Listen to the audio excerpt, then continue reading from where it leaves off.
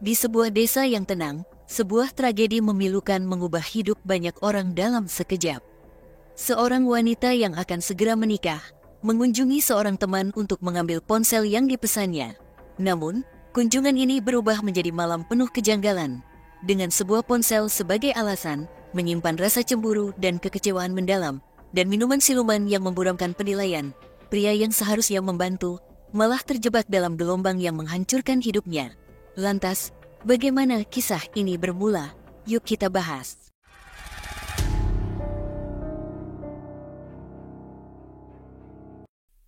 Kisah ini bermula dari sebuah hubungan asmara yang terjalin antara seorang wanita bernama Ratri Pramudita, yang akrab dipanggil Dita dan berusia 21 tahun, dengan seorang pria asal Rembang, Jawa Tengah, yang namanya tidak disebutkan. Hubungan mereka telah berjalan selama 4 tahun, dan pada akhirnya mereka pun memutuskan untuk melangkah ke jenjang yang lebih serius, yaitu pernikahan. Pria asal Rembang tersebut secara resmi mengikat Dita dengan tali pertunangan pada tanggal 15 September tahun 2023. Pernikahan mereka direncanakan akan dilangsungkan pada hari Senin, tanggal 10 Juni tahun 2024. Memasuki bulan Juni tahun 2024, sebelum pernikahannya, Dita ingin membeli sebuah ponsel baru. Ia pun memesan ponsel tersebut kepada temannya yang juga berasal dari desa yang sama, bernama Husan Aminuddin, yang akrab dipanggil Udin dan berusia 21 tahun. Udin bekerja sebagai seorang buruh bangunan. Pada saat itu, tidak ada yang aneh dengan sikap Udin. Ia dengan senang hati menerima permintaan Dita pada tanggal 3 Juni tahun 2024. Pada malam itu, Udin bersama teman-temannya sedang berpesta minuman siluman hingga larut malam. Namun, di balik pesta tersebut, Udin merasa galau. Di dalam hatinya, ia terus memikirkan Dita yang akan segera menikah. Ternyata, Udin telah lama menyimpan perasaan suka kepada Dita. Beberapa kali ia pernah mengungkapkan perasaannya kepada Dita, tetapi Dita selalu menolak dan lebih memilih untuk tetap berteman. Dengan semakin dekatnya hari pernikahan Dita, kekalutan dalam hati Udin pun semakin membesar. Kegalauan tersebut ia ungkapkan dengan berpesta minuman siluman bersama teman-temannya. Bahkan, Udin sempat memposting perasaannya yang tidak rela kehilangan Dita. Dalam pengaruh minuman siluman, bisikan bengis mulai merasuki pikirannya, hingga akhirnya Udin memutuskan untuk mengakhiri napas Dita.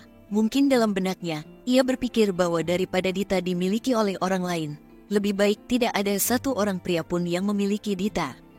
Keesokan harinya, pada hari Selasa, tanggal 4 Juni tahun 2024, di pagi hari, Udin menghubungi Dita dengan alasan bahwa ponsel yang dipesan sudah ada di rumahnya. Ia pun meminta Dita untuk segera datang dan mengambil ponsel tersebut. Pada saat itu, Dita merasa sangat senang mendengar kabar bahwa ponsel pesanannya sudah siap. Ia pun segera menyiapkan uang untuk membayar ponsel tersebut. Pagi itu, Dita berpamitan kepada ibunya, Suntari, untuk pergi ke rumah Udin dan mengambil ponsel yang telah dipesannya. Suntari mengizinkan, dan Dita pun berangkat menuju rumah Udin. Namun, setelah 2 jam berlalu, tepatnya pada pagi hari, Suntari mulai merasa ada yang tidak biasa karena Dita belum juga kembali ke rumah. Kekhawatiran mulai menyelimuti hatinya, sehingga Suntari memutuskan untuk pergi ke rumah Udin dan memeriksa keadaan. Sesampainya di rumah Udin, ia mendapati bahwa kondisi rumah sangat sepi dan pintunya terkunci. Suntari bahkan sempat kembali ke rumah Udin beberapa kali, tetapi tetap menemukan pintu rumah dalam keadaan terkunci. Akhirnya, Suntari meminta bantuan kepada warga sekitar untuk mencari keberadaan anaknya di rumah Udin. Dengan bantuan warga, mereka berhasil masuk ke dalam rumah dengan menobrak pintu belakang. Suntari masuk ke dalam rumah sambil memanggil-manggil nama Dita. Namun, panggilannya justru dijawab oleh Udin dari dalam kamar, yang mengatakan bahwa Dita tidak ada di sana dan sudah pergi dengan pria lain, serta motornya dititipkan di rumah Udin. Suntari tidak percaya dengan jawaban Udin dan merasa yakin bahwa Dita berada di dalam kamar Udin. Ketika diminta untuk keluar dari kamar, Udin menolak permintaan tersebut. Merasa semakin cemas, Suntari akhirnya menghubungi perangkat desa dan melaporkan kejadian ini kepada pihak kepolisian setempat. Polisi segera datang ke lokasi dan meminta Udin untuk keluar dari kamar. Setelah beberapa saat, Udin akhirnya memutuskan untuk keluar. Pada saat itu, Dita ditemukan sudah tidak bernapas. Suntari pun menangis histeris. Lalu pihak desa segera menghubungi kepolisian.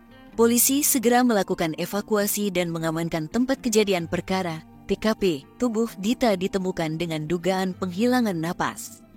Untuk memastikan penyebab kematian Dita, tubuhnya segera dibawa ke rumah sakit RSUD Rasuwondo untuk dilakukan autopsi. Dari keterangan yang dihimpun oleh polisi, diketahui bahwa pada pagi hari saat kejadian, ada warga yang mendengar jeritan meminta pertolongan.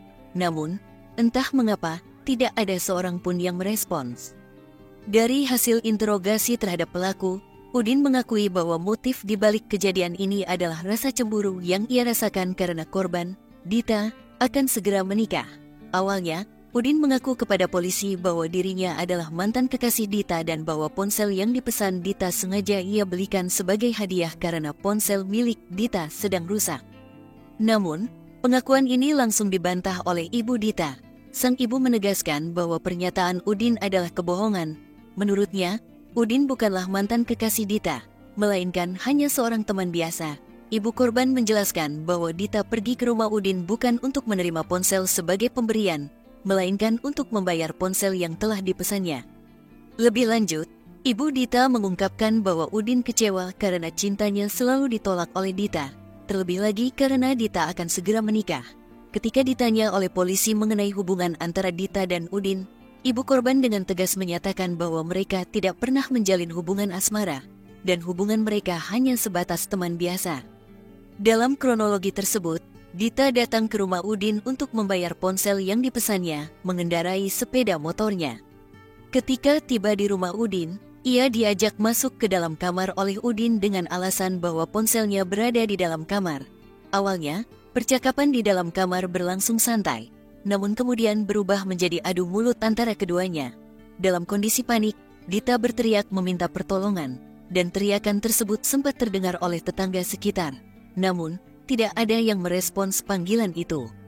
Dalam keadaan yang semakin tegang, Udin dengan spontan mengakhiri napas Dita, dan pada saat melakukannya dia masih diungaruhi minuman siluman.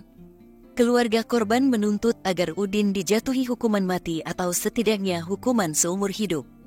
Mereka menilai bahwa Dita, yang saat itu tidak bersalah dan sedang mempersiapkan pernikahannya, menjadi korban dari obsesi dan tindakan Udin. Berdasarkan bukti-bukti yang ada, kasus ini telah diklasifikasikan sebagai penghilangan napas berencana, dan Udin dijerat dengan ancaman hukumannya adalah pidana mati. Muncul pertanyaan, apa pendapat kalian untuk memastikan bahwa tindakan serupa tidak terjadi di masa depan? Silahkan komen di bawah.